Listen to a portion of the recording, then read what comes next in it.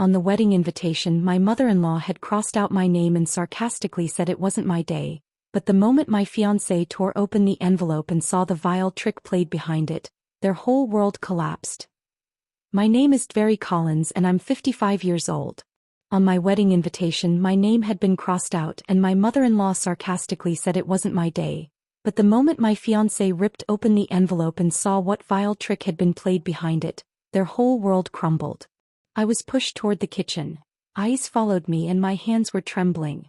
Kaylin Harper, my fiancé, laughed at my humiliation as if it were all a joke. My pulse pounded in my teeth, my eyes welled with tears and each breath made my heart beat faster. My 4.5-foot legs pressed against the cold tile, and I felt every gaze judging me, leaving marks I could sense even on my skin. The cool draft brushed my shoulder, and I held my hands tightly in my lap, silent as if one wrong move would shatter everything.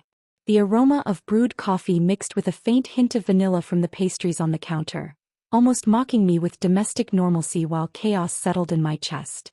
Before I go on, pause for a moment and like and subscribe, but only if this story is truly touching your heart. Comment below where you're watching from and what time it is there. I read every comment. Now let's go back 2 years to that morning when it all began. For years I had been overlooked in my in-laws' home. Every birthday, every holiday, every ordinary day my mother-in-law, Denise Wells, ignored me and Kaylin Harper simply smiled, approving my silence. Even the smallest gesture of mine, like arranging a plate of cookies or greeting someone with a smile, was dismissed or ignored. At my college graduation, after working tirelessly for that degree, Denise leaned across the room and said in front of everyone, "You've always been a burden, Avery." Kaylin chuckled softly at the comment as if it were witty, and I silently endured the humiliation. I can still hear the echoes of her laughter, sharp and slicing, resonating inside me. On my birthday, when I offered small, thoughtful gifts, Denise called them meaningless and Kaylin, nodding, told me directly that it was all nonsense. My hands shook as I held the presents, and I kept my composure by pressing my palms into my lap. During my pregnancy, when illness had me trapped in weakness, they mocked the physical pain I endured. I only nodded. I was a forensic accountant, a profession Kaylin had always considered beneath him, but it was the very career that would later give me financial independence and strength. The scent of old oak from the floors mixed with the subtle spice of cinnamon rolls still lingers in my mind, and the memory makes me shiver even now. Each night, lying in bed, I would stare at the ceiling and wonder if I would ever reclaim my dignity. Then came the moment my grandmother, Mavis Hall, left a letter. It revealed the truth about my family and our hidden assets. My father had secretly established a trust worth $620,000, and it was legally mine. Reading that letter, I felt my chest tighten and my breath caught. I read it again, my hands trembling, a tiny spark of hope flickering in my heart. Could I really fight back? Could I reclaim what was mine? Silently, I devised my plan. I met with my attorney, collected all the documents, and did everything in secret so that Kaylin would never suspect I might stand up to him. Outwardly, I appeared frail, broken, unassuming, but inside I was as solid as steel. Each night, I examined my bag, reread the letters, and promised myself that this would be my moment of quiet, deliberate power. I whispered to myself every night, "The time has come. The day has arrived when I can change my destiny silently." In my office, I reviewed letters on my phone, checked bank statements, and cataloged every small detail. Every number, every figure, every date, etched into my memory. I wasn't preparing for vengeance. I was preparing to reclaim my life and dignity. Pause for a moment. Before moving forward, tell me, have you ever felt belittled by your own family in front of others? Comment below. And if you want to know what happened the next morning when Kaylin saw the letter, stay with me. Hit the like button so I know you're still here. Kaylin had orchestrated the gathering himself. At the wedding reception, he gave a speech, portraying himself as the family hero while everyone nodded and applauded. I sat quietly, a faint smile on my lips as the guests assumed I had lost. My heart was racing, but I knew that the truth, when revealed, would eclipse every gesture he had made. The moment came. I lifted the letter and read aloud, slowly, clearly. I revealed $230,400 in mortgage payments and $42,380 in loans, along with legal documentation proving full ownership and entitlement.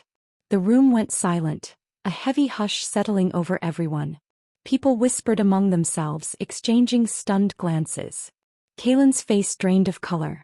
His own speech, his signatures, and the spectacle he had orchestrated had turned against him. Those who had applauded him now lowered their heads, the weight of truth pressing on them. I spoke once more, my voice calm but unwavering. This is all true. Every word carried weight. Kalen's pride, his fabricated narratives, his self-importance, all had crumbled under the undeniable facts. My grandmother's letters, my aunt's counsel, and my lawyer's guidance reinforced my strength. I took control, quietly, deliberately, leaving no room for dispute or manipulation. The aftermath was immediate. Family members began distancing themselves from Kalen. Legal and financial consequences came swiftly, and his final attempts at persuasion or charm failed miserably. I built a new home, planted a flourishing garden, and reinforced connections with my true family. That first cup of tea in my new home, I reread Mavis Hall's letter and vowed never to feel weak again. The roots of the plants were strong and I let the sunlight in. I began spending every day in the garden, savoring the sun-dappled floors, feeling warmth on my skin and relishing each small moment. Laughter with friends, playing with the children, planning for my new business. These became the rhythm of my life. I reclaimed everything Kalen and the in-laws had tried to take, but this time with confidence and serenity. Each day I plotted my new business, forged new friendships, and every evening, I revisited the letters and documents stored in my bag. Each letter reminded me that I had rebuilt my life quietly, and each document empowered me to own my destiny fully. At night, I would brew a cup of strong coffee, savoring the rich aroma that mixed with the faint scent of old paper and polished oak.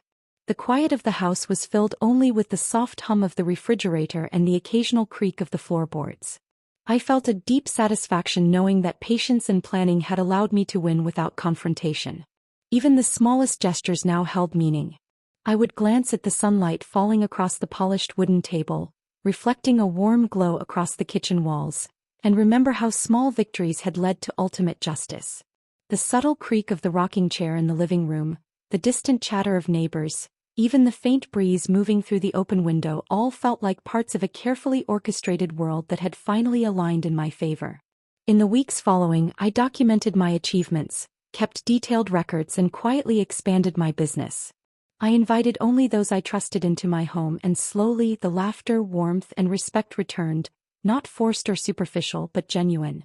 I cultivated my garden meticulously, noticing the first tiny buds, the small green leaves pushing through the soil, the soft rustle of petals in the wind. Each action reinforced my sense of ownership over my life, a tangible proof that diligence, strategy, and patience could yield freedom and dignity.